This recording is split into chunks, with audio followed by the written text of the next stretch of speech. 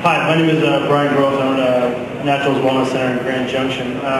Curious about a question in regards to employees who are on the growing end of my operation.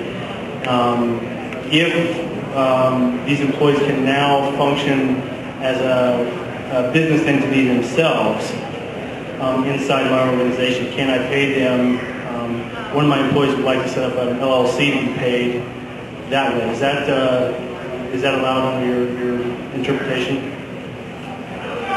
The concept of an independent contractor, if that's really how you want to call it, yes, absolutely allowed. However, I would tell you that there are many things attached to an independent contractor that oftentimes tends to make people believe that they're a potential owner.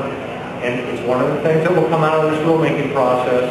If you're interested, look at 47.318. You can find it under 1 CCR 203-2. It's entitled Owner Manager. It will give you some very broad general guidelines of the kinds of things that I'm going to consider. It's existing law now. If your growers are going to guarantee your yields, if they're going to guarantee anything associated with your business, they're an owner by definition.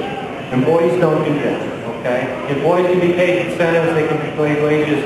If they're making 100% of the net of the business, I think they're probably more than just an employee. But there's a number of things that need to be considered, and you really can't pick one specific component and say this works and this doesn't.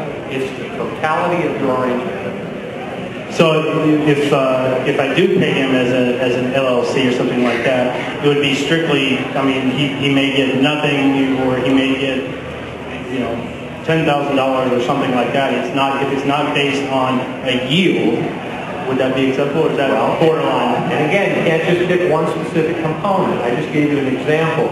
Take a look at that reg. Reg 47-318, it's under 1 CCR 203-2. 47-318, it's under 1 CCR 203-2. And the other thing you need to be careful of too is that it sounds to me like you're trying to break the grow from the center. And you got to understand that the statute still requires a vertical integration. The center and the grow have to be owned by the same LLC. That being said, a member of an LLC can be a natural person or it can be another LLC. So when you're doing that, just make sure that you don't run afoul of this vertical integration in structuring the transaction. You just got to be careful how you do that.